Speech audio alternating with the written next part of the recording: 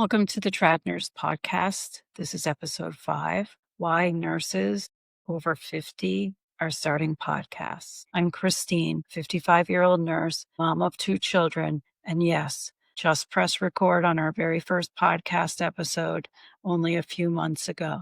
Could I really start a podcast? This question, it milled over my mind for years. If you really want to start a podcast and you're over 50, this episode is for you. So today we're talking about why nurses in our 50s, 60s, even 70s are grabbing mics. What's at stake? How do we go from I have an idea to getting 5,000 downloads? It is possible. You just have to stick with it. I'll share 3 reasons, 1 embarrassing tech fail, and a step-by-step roadmap you can even start this weekend. Let's start with a hard truth. When you hit 50 in nursing, something happens. You become invisible, not to your patients. They still respect you and they still ask for you and want you to start the perfect IV, but to the system. Your ideas get dismissed in staff meetings. The new grad with the TikTok account gets picked for the wound care committee, and your decades of pattern recognition is reduced to old school. I felt it last year. I suggested bringing back hourly rounding checklists for the nursing assistants, the ones that actually prevented falls in the 90s, and the response was nothing, just dismissive. And that's when I realized if we don't tell our stories, someone else will write the narrative. And it won't include cloth tape, glass thermometers, or the art of talking a combative patient down without restraints. 3 reasons nurses over 50 must start a podcast. Reason number 1, preserve institutional memory. We are the last generation who trained before electronic medical records. We remember when charting meant a good pen and a Cardex and a flow sheet. In the ICU, you could read your documentation all on one page. Your hourly charting could be done right in the room on your flow chart. It seemed more efficient. Every shift, a piece of that dies. Podcasting is oral history on steroids. 1 episode at a time. 1 episode equals a time capsule. My friend started a podcast, and I remember she recounted the 1998 ice storm. I think that was the year in Vermont. And the hospital lost power for like 2 days. Generators failed. And she wanted to recount that story from a nursing experience. There are so many nurses that can share their stories. It's just a matter of doing it. Number 2, mentor the next generation on your terms. New nurses want mentorship, but they want it in snack size segments. A 19-minute podcast episode while they drive to clinicals. That's gold.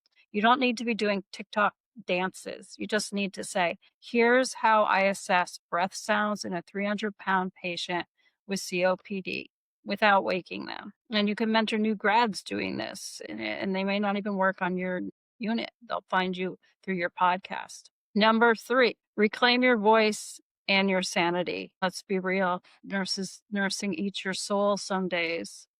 Podcasting is therapeutic storytelling. You process the trauma, the wins, and the absurdities. After I recorded my first podcast, I slept better. I felt it was therapeutic to talk and communicate. Plus, you build a community of peers. My listener group on Facebook is growing. Nurses over 50, we're swapping ideas, retirement hacks, memes, laughing. My embarrassing tech fail, so you don't have to do this and repeat it. Picture this. My first recording, my desk, I was in my closet. Yes, the closet surrounded by my clothes. The clothes act as a great buffer. I press record on my phone. 40 minutes later, silence. Why? The mic was not set up properly. So I had to re-record that entire episode. So lesson, test your setup. This has happened to me a few times. Say check 1, 2, play it back before you start. Your 7-day podcast launch roadmap. You don't need fancy gear. Here's what I used to start and what I wished I had skipped. Start with your why. Like, my podcast exists to what? Mine was to preserve traditional nursing wisdom. before it's lost to AI. And number two, your gear can be under $50. My original mic was a Samsung Q20, $59, or you could even use your AirPods. Software Audacity is free. Closet provides the best soundproofing.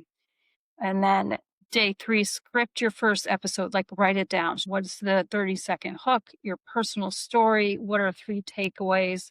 You can give them a call to action, then you're all set.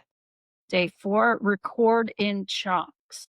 If you mess up, you can re-record. Pause. Take a sip of coffee. Restart the sentence, and you can edit it later. Edit like a nurse. Cut out the pauses. Add a 3-second music to the intro and outro. I'm still learning how to edit. I have no experience.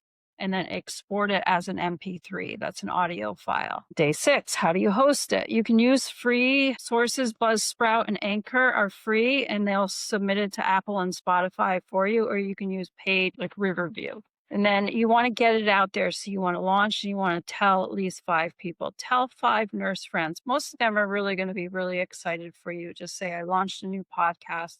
Would love your honest feedback. And they'll probably be a guest on your show. And then a pro tip, your first episode will sound like a robot. I'm still getting my voice, but eventually it'll start sounding more like you. Keep going. It's just going to get better. And then the ripple effect. Since launching TradNurse, I did a lot of behind the scenes before I launched it. And I'm also working on my book. The final edits are being done now. I'm trying to build my social media. That was quite a task in itself. Built my website. That took a few months to get it working. Since launching TradNurse, here's what happened. A whistleblower RN reached out to me about getting fired during the COVID pandemic and wants to share her story. A 70-year-old nurse friend has got the confidence to tell her story on my show. It's amazing. I moved out of my closet and now I'm soundproofing my living room, still working on that studio aspect. I'm not there yet, but progress. But seriously, your voice is the missing variable in the future of nursing. And it doesn't matter how old you are. I think the older you are, you have more experience and more to share. So if you're over 50 and you're feeling invisible, I dare you. Record a 2-minute voice memo this week about your best shift ever. Send it to me at contact@tradnurse.com. I'll play the best ones on my next episodes. Subscribe, like, and share this episode with one nurse. Until next time, keep the stethoscope warm, the coffee strong, and the stories alive. This is Christine reminding you, experience isn't old school. You've got the microphone is just a stethoscope for your soul. See you next time.